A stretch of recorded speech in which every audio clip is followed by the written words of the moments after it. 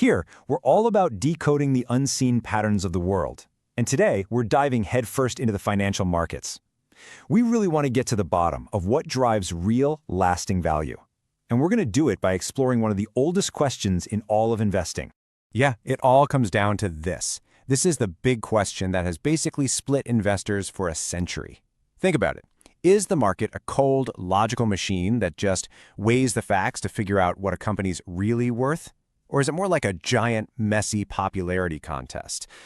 A voting machine just driven by the ups and downs of human emotion. And that one question, it creates two totally different ways of looking at the market.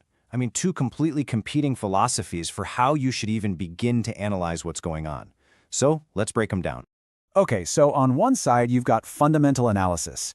You can think of this like being a business detective. It's all about digging deep into the nitty-gritty of a company. Its financials, who's running the show, the state of the economy, all to figure out its true, intrinsic worth. But then, on the other side, you have technical analysis. This is more like being a market psychologist. These folks are way less concerned with the business itself and way more focused on the patterns of buying and selling. They believe the charts tell you everything you need to know about the collective mood of all investors. All right, let's start with those detectives, the fundamental analysts. How exactly do they go about searching for what they believe is the actual underlying value of a business? Well, their entire goal, their holy grail, is to calculate something called intrinsic value. The core idea here is that even though the market price can go totally haywire day to day, that's the voting machine at work, over the long haul, that price will always come back to this true fundamental value.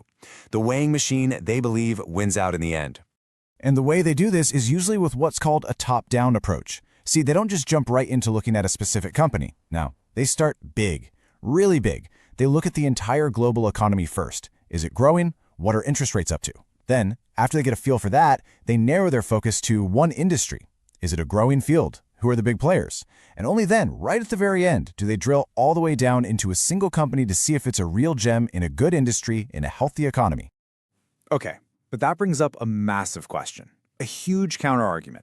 If markets are supposed to be these rational weighing machines, then why do prices so often seem to just completely detach from any sense of reality? Why do we get these insane bubbles and devastating crashes? This quote from the economist Burton Malkiel really hits the nail on the head.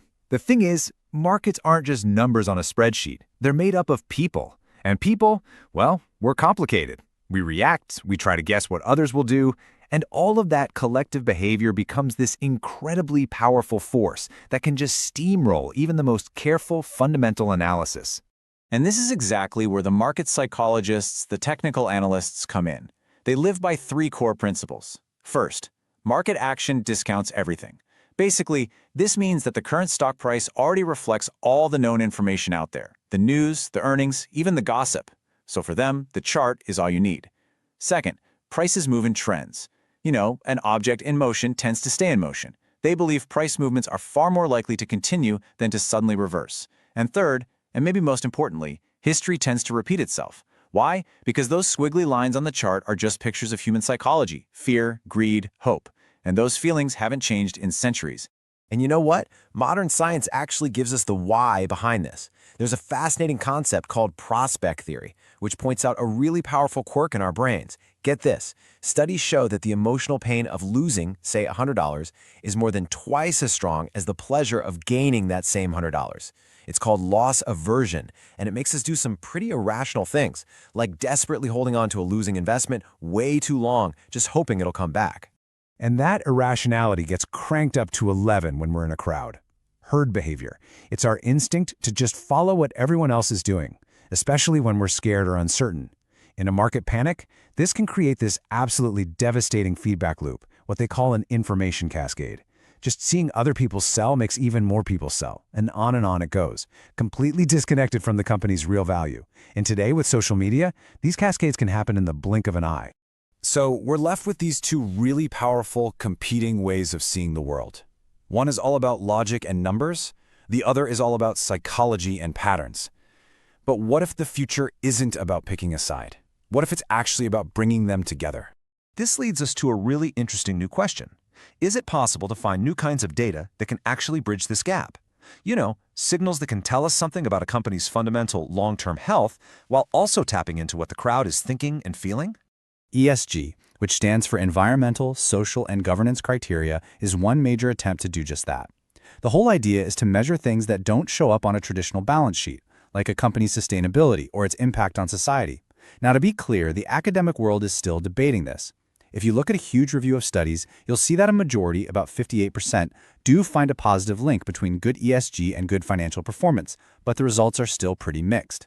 The key takeaway, though, is that this represents a totally new way of thinking about long-term risk and quality. And ESG is really just one tiny signal in what has become a literal ocean of information.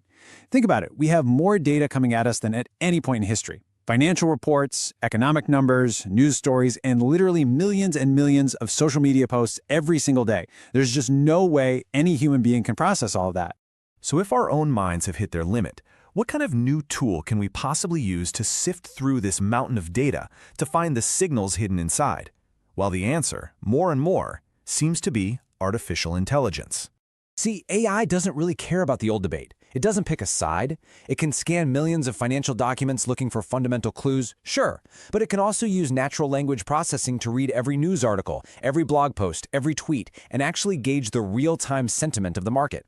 It's not just combining the two philosophies, it's creating a whole new way of seeing, a way where human behavior itself becomes just another fundamental data point to be measured and weighed.